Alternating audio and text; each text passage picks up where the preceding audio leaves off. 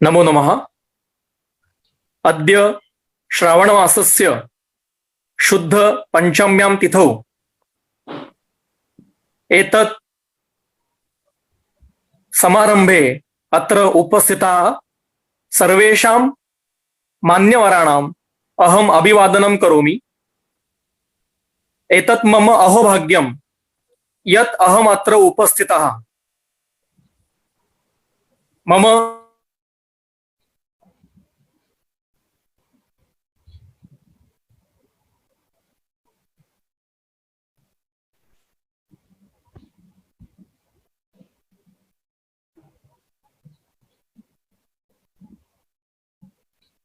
महर्षि चरक जी का व्यक्तित्व और चरक संहिता पठन की पद्धति क्या है, इसके बारे में मेरे अल्पमति से मुझे जो पता है उसका मैं आपके सामने वो सब रखना चाहता हूं। आज श्रावण शुद्ध पंचमी है। महाराष्ट्र में और पूरे भारतवर्ष में नाग पंचमी के नाम से ये पहचानी जाती है। और चूंकि चक्रपाणी जी ने अपने टीका में चरक संहिता सूत्र स्थान के प्रथम अध्याय के प्रथम सूत्र की प्रथम पंक्तियों में जो लिखा है, जो पहले पेज के पहले 10-12 लाइन है, उसमें उन्होंने सूत्र ऐसा लिखा है, पातंजल महाभाष्य चरक प्रतिसंस्कृते मनोवाक्काय दोषाणाम हर्त्रे ही पतये नमः। चरक ये शेष का अवतार है, उनको शेष जी का अवतार माना जाता है और इसलिए आज नाग पंचमी है, आज शेष का पूजन किया जाता है, इसलिए आज ही चरक जयंती मनाई जाती है। शेष जी के अन्य अवतार कौन है? तो वो है लक्ष्मण जी, बलराम जी, पतंजलि जी और फिर महर्षि चरक।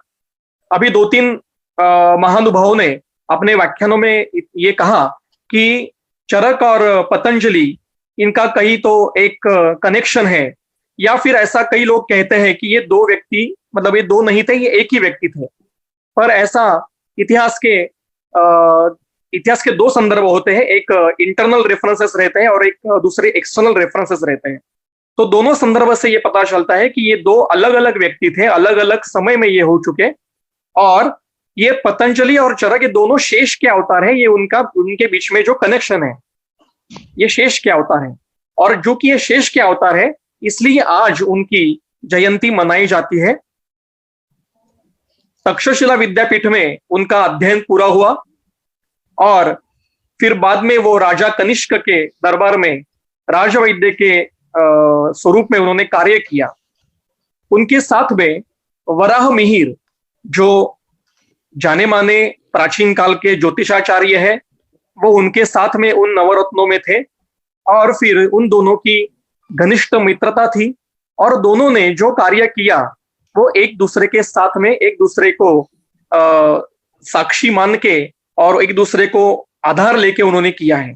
इसलिए अगर आप बृहद संहिता पढ़ोगे तो आपको ऐसा लगेगा कि इसकी रचना और कई विषय ये चरक संहिता के जैसे ही है।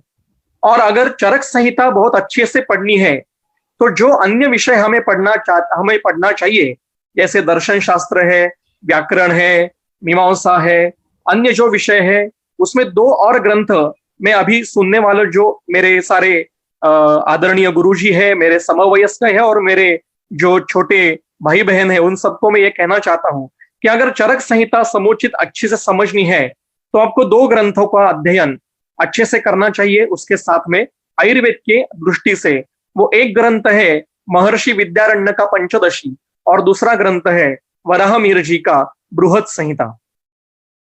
अपने जीवन काल में आधुनिक इतिहासकार और संहिता के जाने माने पंडित वैद्य प्रियव्रत शर्मा जी ने जो ग्रंथ लिखे हैं, उन्होंने उसमें आप एक बार वराह मिहिर का बृहद संहिता का जो पार्ट लिखा गया है वो आप एक बार देख लीजिए।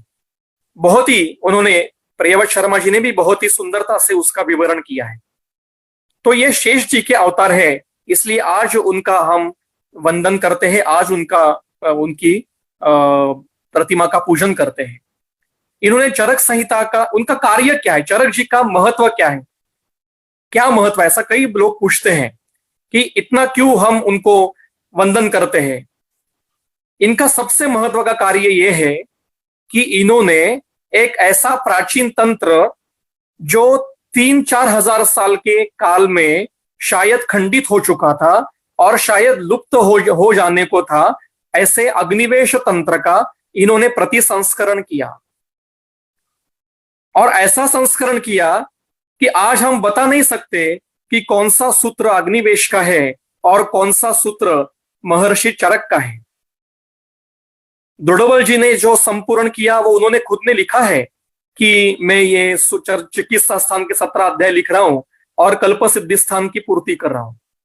पर बाकी जो चरक संहिता है उसमें से हम जो सूक्ष्मता से अध्ययन करेगा वो उसको पता चलता है कि ये कौन से काल में लिखा गया। जिनको थोड़ा सा इतिहास का अध्ययन है, थोड़ा सा व्याकरण का अध्ययन है, थोड़ा सा दार्शनिक घटकों का अध्ययन है, वो बता सकते हैं कि अग्निवेश की भाषा कौन सी है और चरक की भाषा कौन सी है। पर अगर प्राथमिक स्तर पे हम अध्ययन करने जाएंगे तो हम दोनों के सूत्र में डिफरेंस नहीं कर सकते। ये इतना महत्व का कार्य चरक जी ने किया है, इसलिए अग्निवेश तंत्र का नाम ही चरक संहिता पड़ गया। अब इसको कोई अग्निवेश तंत्र से नाम से कोई पुकारता नहीं है, इसको चरक संहिता के नाम से ही पुकारते हैं। ये इतना महत्व का कार्य अगर इन्होंने प्रतिसंस्करण का कार्य नहीं किया होता तो आज हमारे पास अग्निवेश तंत्र उपलब्ध ही नहीं होता। और आज के आधुनिक काल में जिसको हम संहिता स्वरूप कहते हैं, ऐसे 3 ही ग्रंथ हैं, चरक संहिता, सुश्रुत संहिता और काश्यप संहिता। बाकी के जितने सारे ग्रंथ हैं उसमें अष्टांग हृदय है, अष्टांग संग्रह है, शारंगधर है, माधव निदान है, भाव प्रकाश है, ये सभी संग्रह ग्रंथ हैं।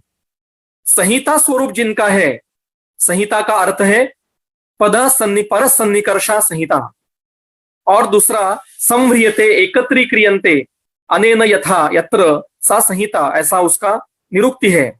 तो अनेकों विषयों से जिनका एकत्रीकरण किया गया, जिन्होंने उनका अभी के पहले के व्याख्यान में आदरणीय रामकृष्ण जी जो सर है, उन्होंने जो कहा कि ये जैसे व्यास महर्षि जी ने जो परंपरागत ज्ञान आ रहा था वेदों का, उपनिषदों का, उनको उन्होंने संहिता स्वरूप में रखा। ये कार्य व्यास जी ने किया और फिर पुराणों की रचना की वगैरह।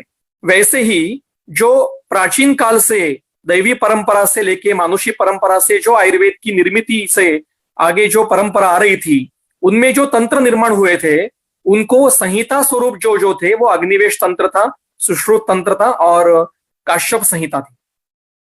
तंत्र की रचना जो है, तंत्रों की रचना, ये महाभारत काल में हुई है। क्योंकि अगर सूक्ष्मता से हम महाभारत पढ़ेंगे तो हमें पता चलता है कि हमारे जो महर्षि अग्निवेश थे ये धनुर्वेद के भी ज्ञाता थे और ये आचार्य द्रोण के गुरु थे। और इनका आश्रम हरिद्वार के नजदीक कहीं पे था अग्निवेश जी का, और वहीं पे द्रोण जी का अध्ययन, द्रोण जी ने वहां पे उनके पास धनुर्वेद का अध्ययन किया था। और महर्षि अग्निवेश ने आयुर्वेद का अध्ययन पुनर्वसु आत्रेय से किया था और धनुर्वेद का अध्ययन महर्षि अगस्त्य के पास से किया था। यह संदर्भ महाभारत में है।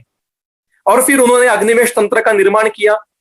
फिर बाद में, ये महाभारत काल की बात है, मतलब महाभारत, आज कलयुग, कृष्ण जी का अवतार खत्म हुआ तब कलयुग शुरू हुआ। आज कलयुग के 5535 साल हो चुके हैं और उससे पहले 36 ईयर्स पहले युद्ध हुआ था। कृष्ण जी के देहांत से पहले 36 ईयर्स पहले कृष्ण जी का युद्ध हुआ था।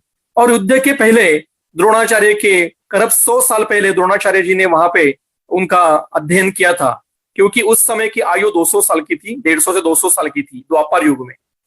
तो ये महाभारत जो अग्निवेश तंत्र है वो करीब 5 से 6 हजार साल पहला है।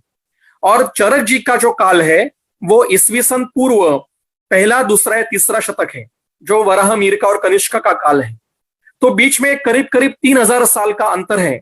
तो इसमें जो अग्निवेश तंत्र में जो खंडता आई थी या कुछ लुप्त हो चुके थे पार्ट, जैसे आज की काश्यप संहिता मिलती है हमें, उसका प्रतिसंस्करण चरक ने किया। और वो ऐसा किया कि we cannot differentiate it from Agnivesh तंत्र। इतना महत्व का कार्य चरक जी ने अपने आयु में किया है, इसलिए हमारे चरक हमारे लिए वंदनीय है।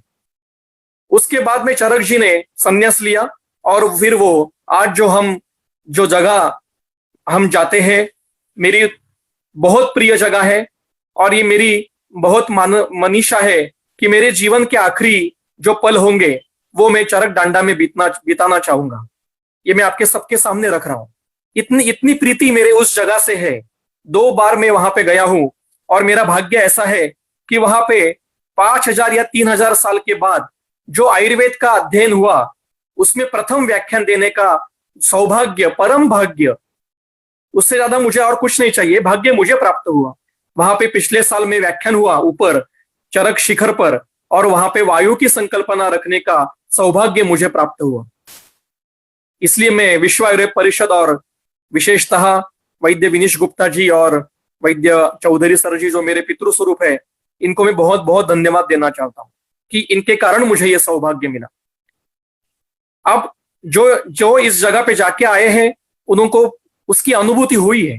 तो वहां पे चरक जी ने वहां पे अपना आश्रम स्थापित किया और फिर अपनी जीवन की जो अगली जो कड़ियां थी वहां पे बिताई। वहां पे अध्ययन, अध्यापन और चिकित्सा का कार्य किया और आज भी उनकी स्मृति वहां के लोगों ने अपनी शेष रखी है। गांव का नाम ही चरेख गांव है, शिखर का नाम चरकान्य शिखर है और उसको चरक डांडा, जैसे अभी आदरणीय चौधरी सर ने कहा कि जैसे शिखर का ऊपरी भाग होता है उसको डांडा कहा जाता है, तो उसको चरक डांडा कहा जाता है। तो इस प्रकार से स्मृतियां उनकी जतन की गई है और अभी हम सब मिलके उसको और बढ़ाने की कोशिश में लगे हुए हैं। अब चरक संहिता का चरक जी का व्यक्तित्व का इतना ही इतिहास में प्राप्त होता है। अन्य भी कोई इतिहास जिनको पता होगा आप कृपया इसमें हमें उनकी इंफॉर्मेशन दे और हम उसको बढ़ाएंगे। अब चरक संहिता का महत्व जो हमने देखा कि ये क्यों महत्व का है, ये सबसे प्राचीन ग्रंथ है जो आज हमें चरक संहिता के स्वरूप में प्राप्त होता है, जो मूलतः अग्निवेश तंत्र है। और सारी संहिताओं में मतलब 3 बड़ी संहिता है, चरक, सुश्रुत, काश्यप, और उसमें भी ये प्राचीनतम संहिता है, इसलिए ये महत्व की है। और ये काय चिकित्सा प्रदान होते हुए भी इसमें हमें 8 अंगों के संदर्भ प्राप्त होते हैं। जैसे विषय चिकित्सा का अध्याय है, शालाक्य के अध्याय वर्णन हमें त्रिमर्मी अध्याय में मिलते हैं, स्त्री रोग का वर्णन हमें योनि व्यापक चिकित्सा अध्याय में मिलता है, बाल रोग का भी वहीं पे मिलता है, और शारीर स्थान में भी कई चरक स्त्री रोग के और बाल रोग के वर्णन वहां पे आते हैं। जेनेटिक्स का भी वर्णन शारीर स्थान में मिलता है। पहले 3 अध्याय ये तो पूरे जेनेटिक्स ही है और मैं बहुत मतलब मेरी जितनी अल्पमति है उसमें से मैं बहुत सोच समझ के विधान कर रहा हूं कि जहां पे मॉडर्न साइंस रुक जाता है, उनको उनके प्रश्नों का उत्तर नहीं मिलता है, उन प्रश्नों के उत्तर चरक संहिता में हमें प्राप्त होते हैं।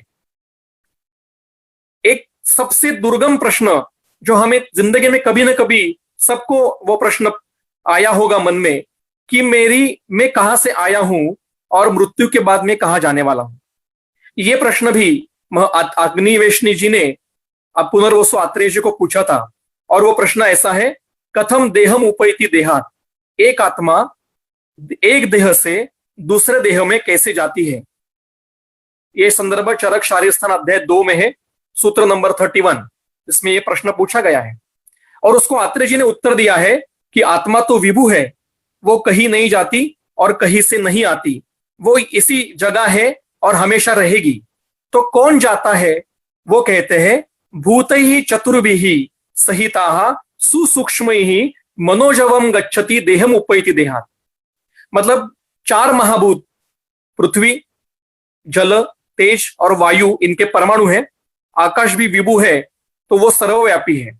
तो 4 महाभूत के सूक्ष्म परमाणु ये मन के साथ अपने मृत्यु के समय शरीर से बाहर निकलते हैं, उसको लिंग देह कहते हैं और उपनिषद की भाषा में उसको मनोमय कोश बाहर निकलता है और वो अगले शरीर में जाता है।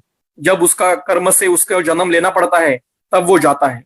जो तैत्तिरीय उपनिषद में संदर्भ है कि तस्माद् वा एतस्मात् आत्मानम आकाशा संभूता, जिसको जन्म लेना है, वो जो आत्म तत्व है वो 3 कारणों के कारण, तैत्तिरीय उपनिषद में तो वो कारण बताए नहीं है, वो कहते हैं तस्माद् वा एतस्मात्, ये या वो कारण से आत्मानम आकाशा संभूतः, वो आकाश तत्व में आता है। आकाशात वायु, वायोः तेजसात्, तेजसात् उदकम, उदकात् पृथ्वी, पृथिव्यात् औषधयात्, औषधयात् अन्नम, अन्नात् शुक्रम प्रसिच्यते। यह संदर्भ तैत्तरीय उपनिषद का है। और इसी ऐसा ही शब्दशः संदर्भ चरक संहिता के शारीर स्थान के अध्याय 4 में है। और वो कहते हैं जो आत्म तत्व है वो शुक्रभूत, ऐसा उन्होंने कहा है। मतलब जो जीव आने वाला है वो शुक्र के साथ माता के गर्भ में जाता है और वहां पे वो स्थापित हो जाता है। पर जो कारण बताए हैं जन्म के, वो चरक जी ने बताए हैं। वो कहते हैं 3 कारण है, मोह, इच्छा और द्वेष। हम एक तो मोह से जन्म लेते हैं, या इच्छा से जन्म लेते हैं, या द्वेष के कारण जन्म लेते हैं। 3 कारणों से हमारा पुनर्जन्म होता है। जिसको ये 3 भाव नहीं है उसकी पुनरुत्पत्ति नहीं होती। तो मोह, इच्छा और द्वेष ये 3 महत्व के कारण है। अब और चरक संहिता में क्या लिखा गया है, जैसे अभी आचार्य राजेश जी ने विषय रखा कि सूक्ष्म परमाणुओं का, सूक्ष्म जीवाणुओं का वर्णन मिलता है हमें। मैं आप सबको एक चौंकाने वाला रेफरेंस बताना चाहता हूं। चरक संहिता की निदान स्थान के अध्याय प्रथम में ज्वर निदान अध्याय है, उसके 37 नंबर के सूत्र में चरक ऐसा कहते हैं कि जीर्ण ज्वर में घृतपान करना चाहिए, क्योंकि वो क्या क्या करता है, स्नेह से वायु का शमन करता है, स्निग्धा आदि गुण से पित्त और उष्मा का शमन करता है, और फिर संस्कारानुवर्तन से श्लेष्मा का शमन करता है। तो वहां पे चक्रपाणी जी ने टीका लिखी है कि पित्त और उष्मा ऐसा दोनों क्यों लिखा है। तो उसकी टीका में लिखते हैं कि शरीर का उष्मा 2 कारणों से बढ़ता है। ज्वर में जो उष्मा बढ़ता है वो 2 कारणों से बढ़ता है। प्रथम कारण है कि दोष दुष्यों की सम्मूर्छना से, जो निज हेतु से दोष विकृत होते हैं उनसे दुष्य विकृत होते हैं, और उनकी सम्मूर्छना से फिर ज्वर में उष्मा बढ़ता है। और दूसरा कारण है त्रिपाद त्रिशिरा इत्यादि उक्त प्राणी विशेषस्य ज्ञेयः। जब 3 पाद 3 शिर ऐसा सूक्ष्म प्राणी शरीर में प्रवेश करता है तो उससे शरीर में उष्मा बढ़ता है। चक्रपाणी जी को यह पता था कि शरीर में उष्मा, सूक्ष्म जीवाणुओं का प्रवेश से शरीर में उष्मा बढ़ता है। यह चरक जी को पता था, यह अग्निवेश जी को पता था। हम इसको डिकोडिंग नहीं कर रहे हैं।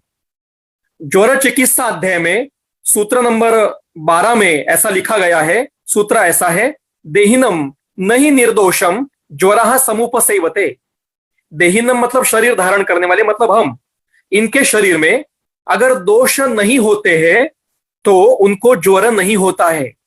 दिखने में तो ये वाक्य बहुत सामान्य दिखता है कि जिनके शरीर में दोष विकृत नहीं है उनको ज्वर नहीं होता है, पर इसको डिकोडिंग चक्रपाणी जी ने किया है। वो कहते हैं कि यहाँ पे समुपसेवते ये क्रियापद क्यों लिखा गया है। अगर ज्वर नहीं होता है तो उन्होंने ऐसा लिखना चाहिए था, ज्वरः न भविष्यति या ज्वरः न भवति, पर ज्वरः न समुपसेवते ऐसा लिखा है। तो सम उपसेवते, इसका डिकोडिंग उन्होंने किया और उन्होंने कहा कि समुपसेवते इति भाषया भूत विशेष रूपस्य ज्वरस्य आवेशम दर्शयति। जो भूत मात्र मतलब सूक्ष्म जंतु है उसका शरीर में प्रवेश दर्शाया गया है। जैसे अगर हम किसी एक गाड़ी से जा रहे हैं, उस गाड़ी में कोई व्यक्ति अगर खांस रहा है, छींक रहा है और उसको बुखार है, तो बाद में जर्नी खत्म होने के बाद में सिर्फ उसमें से बाकी के लोगों में से किसी 2 या 3 लोगों को ही ज्वर, बुखार और खांसी होगी, बाकी को नहीं होगी। क्यों नहीं होगी? मॉडर्न साइंस कहता है कि उनकी इम्यूनिटी अच्छी है। हम कहते हैं कि उनके शरीर में दोषों की विकृति नहीं है। चरक कहते हैं जिनके शरीर में दोष प्राकृत है उनके शरीर में जीवाणु प्रवेश करने पर भी व्याधि निर्माण नहीं करता है। वो अपने लक्षण दिखाई देगा पर व्याधि नहीं करेगा। फिर से दोहराता हूं, जिनके शरीर में दोष विकृत नहीं है उनके शरीर में सूक्ष्म जीवाणु प्रवेश करने पर भी व्याधि निर्माण नहीं करता है। इसलिए आगंतु व्याधि भी दोष प्रकोप के बगैर हो नहीं सकते हैं। लक्षण दिखाई देंगे प्रवेश के, या कोई मार लगा ऊपर से, व्रण हुआ, तो व्रण निर्मिति आगंतु है, पर बाद में जो ज्वर शोथ आएगा वो दोषों के बगैर नहीं आएगा। इसलिए चरक जी ने पूरे, आप कोई भी चिकित्सा स्थान का कोई भी अध्याय निकालिए, उन्होंने दोषों को छोड़ा नहीं है। कहीं पर भी धातु के अनुसार चिकित्सा बताई नहीं गई है, सभी चिकित्सा हमारी दोषों के अनुसार ही बताई गई है। दोषों के अनुसार चिकित्सा सभी बताई गई है। तो दोषों का महत्व बहुत सुंदरता से उन्होंने पूरे चरक में लिखा गया है। और इसलिए चरक के वाग्भट जी को लिखना पड़ा कि दोषः एव ही सर्वेषां रोगाणाम एक कारण। चरक जी में और क्या है, चरक जी इतने रसिक व्यक्ति है कि आप चरक संहिता विमान स्थान के 6 अध्याय में पित्त प्रकृति की चिकित्सा जो बताई गई है वो एक बार पढ़िए। वो केवल रसिक व्यक्ति जिसको जिंदगी आयुष्य मतलब अपनी जिंदगी के सारे आनंद जिसने लिए हैं वही वो व्यक्ति लिख सकता है। आप एक बार बाद में जाके देख लीजिए। और क्या है, देखिए एक बार यहाँ पे वो पूरे रसिकता से रसायन का वर्णन करते हैं, रसिकता से वाजीकरण का वर्णन करते हैं, और उसी समय सूत्र स्थान में 3 अध्याय में पुनर्जन्म का वर्णन करते हैं, शारीर स्थान के 5वें अध्याय में अपवर्ग मतलब मोक्ष का वर्णन करते हैं, पहले अध्याय में योग से प्राप्त होने वाले सिद्धियों का वर्णन करते हैं। मतलब आपकी जिंदगी में प्रवेश करने वाले जो भी कोई घटक होंगे वो चरक संहिता में वर्णित है। मद्यपान की विधि बताई है चरक में, मद्य कैसे पीना चाहिए, किसको किसने पीना चाहिए, किसने नहीं पीना चाहिए, कौन से ऋतु में कब पीना चाहिए, कितनी मात्रा में पीना चाहिए। और उन्होंने बताया है कि मद्यपान करने से पहले आप अपने माता पिता की अनुमति लो, गुरु को प्रणाम करो, और प्रथम जो मद्य होगा वो भूमि को अर्पण करो। ये कहने वाले चरक है पहले, पर हम कब पढ़ेंगे ये? सूत्रस्थान के 5वें अध्याय में धूमपान का वर्णन करते समय उन्होंने वर्णन किया है कि मस्तुलुंगम स्रवेत। अब इसका अन्वय कैसे लगाएंगे हम, मस्तुलुंगम स्रवेत? और वही संदर्भ चरक चिकित्सा स्थान के 26 चैप्टर के नासा रोग वर्णन जो है 103 नंबर का सूत्र है, नासा रोग विज्ञानीय में यही संदर्भ आता है। इसका अर्थ ऐसा है कि मस्तुलुंग स्रवित नहीं होता है, मस्तुलुंग में जो दोष प्रकोप हुआ है वो उस धूमपान के कारण वो दोषों का स्राव नासा मार्ग से हो जाता है। और सीएसएफ का जो यूजिंग होता है, जो किसी एक्सीडेंट में या कभी किसी अंतिम अवस्था में या कोई गंभीर अवस्था में होता है, वो भी इसमें आप ले सकते हो। अब हृदय का वर्णन हम हार्ट करते हैं, हृदय का अर्थ हम हार्ट करते हैं, पर वैद्यनाथ प्रकाशन ने 1923 में किताब प्रकाशित की है, उसका नाम है पारिषद्यम शारीरम। और उसमें अगर आप हृदय का वर्णन पढ़ोगे तो उन्होंने चरक जी का संदर्भ लिख के कहा है कि हृदय का अर्थ चरक सूत्रस्थान चैप्टर 30 में 29 में जो और 30 में जो हृदय आया है, 30 सूत्रस्थान 30 में वो हृदय का वर्णन मतलब उरस्थान में स्थित हार्ट का वर्णन नहीं है, वो ब्रेन स्टेम का वर्णन है। और अगर आप उन्माद अपस्मार में वहां पे हृदयम प्रविश्य कहा है, वहां पे आप हार्ट का अर्थ लोगे तो उन्माद अपस्मार की संप्राप्ति कभी खुलती नहीं है। अब वहां पे अगर आप शिरस्थ हृदय का अर्थ लोगे तो उन्माद अपस्मार की संप्राप्ति झट से खुल जाती है।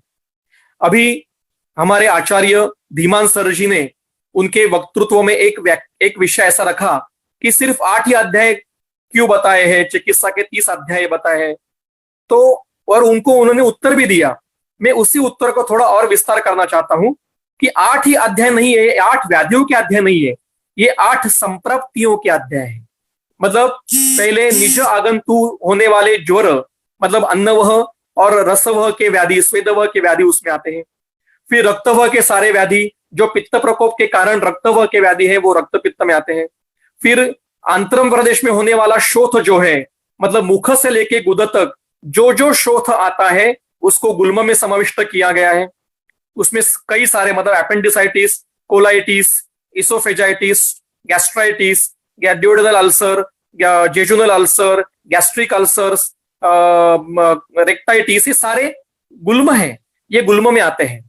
फिर बाद में मतलब ग्रहणी अलग से बताया है, पर निदान स्थान में ग्रहणी बताया क्यों नहीं, क्योंकि वो बेसिक मूलतः वो ग्रहणी है। अर्श चिकित्सा स्थान में बताया है, निदान स्थान में नहीं बताया क्योंकि वो मूलतः गुल्म है। आंध्र प्रदेश में महासोतस में होने वाला शोथ है वो गुद, ये महासोतस का एक भाग है, वहां पे शोथ स्वरूप होने वाला व्याधि है। फिर चिकित्सा विशेष से और स्थान विशेष से उसकी चिकित्सा अलग से बताई। फिर श्लेष्म प्रकोप से होने वाले व्याधियों में और मूत्र प्रवृत्ति बढ़ने वाले व्याधियों का वर्णन, वृक्कों के व्याधियों का वर्णन प्रमेय निदान में किया।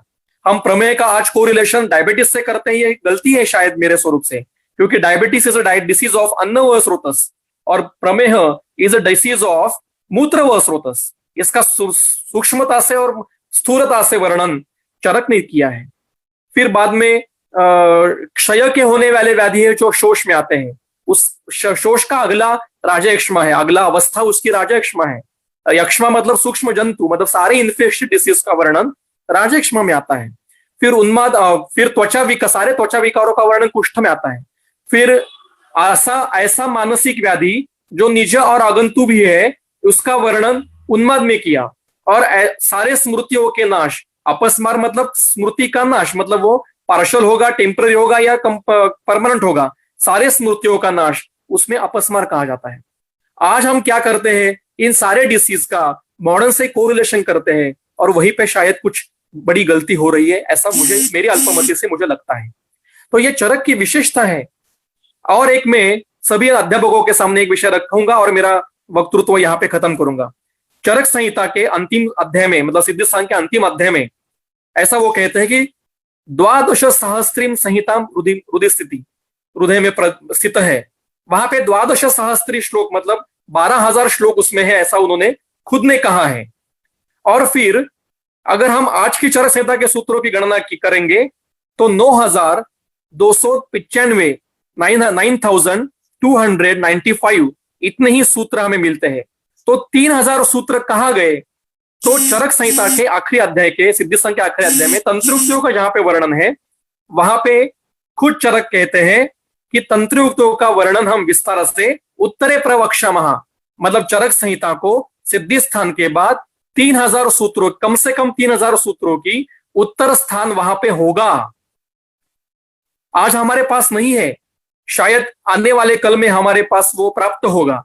इसका भी संशोधन किसी ने तो करना चाहिए। कौन करेगा? फॉरेनर लोगों ने करना चाहिए या हमने करना चाहिए? आपको पता है न्यूयॉर्क में 1898 में चरक सर्कल स्थापन किया गया है जहां पे चरक का अध्ययन किया जाता है। 1898 से चल रहा है चरक सर्कल न्यूयॉर्क में। और चरक संहिता का क्रिटिकल एडिशन का काम जो हमने करना चाहिए वो आज वियन्ना में चल रहा है। जितने सारे लोग वहां पे हैं, एक भी भारतीय नहीं है, सारे परकीय व्यक्ति है और सभी काम संस्कृत भाषा में चल रहा है।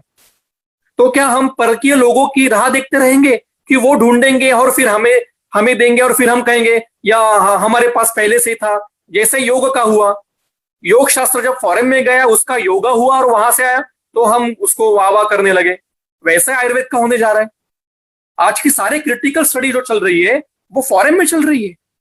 क्यों? जापान में इतनी सूक्ष्मता से काम चल रहा है और हम किस में अटके हुए हैं? ये सोचना चाहिए हम सभी ने। मैं बहुत छोटा व्यक्ति हूं पर ये मैं आपके सामने रखने का प्रयास कर रहा हूं कि सिर्फ ग्रंथ का पूजन करने से, ग्रंथ का आदर करने से कुछ होने वाला नहीं है। हमें सबको एक साथ खड़े होके इसके लिए संशोधन कार्य करना चाहिए। त्रुटियां हैं आज भी, जो हमारे सामने चरक संहिता आज प्रकाशित होकर चौखंबा से प्रकाशित आती है, उसमें अभी तक मुझे 8 या 9 प्रिंटिंग मिस्टेक मिली है, और भी हो सकती है। इसका शोधन कौन करेगा? हमें करना चाहिए। एक संदर्भ बताता हूं मैं आपको कि कहां पे प्रिंटिंग मिस्टेक है। चरक संहिता विमानस्थान अध्याय 8 सूत्र क्रमांक 95 प्रकृतिता परीक्षण में, वहां पे मूल सूत्र में जो चतुर्विध परीक्षा प्रकृति बताई है, शुक्रशोणिक प्रकृति, महाभूत विकार प्रकृति, काल गर्भाशय प्रकृति, और वहां पे लिखा गया है आतुर आहार विहार प्रकृति।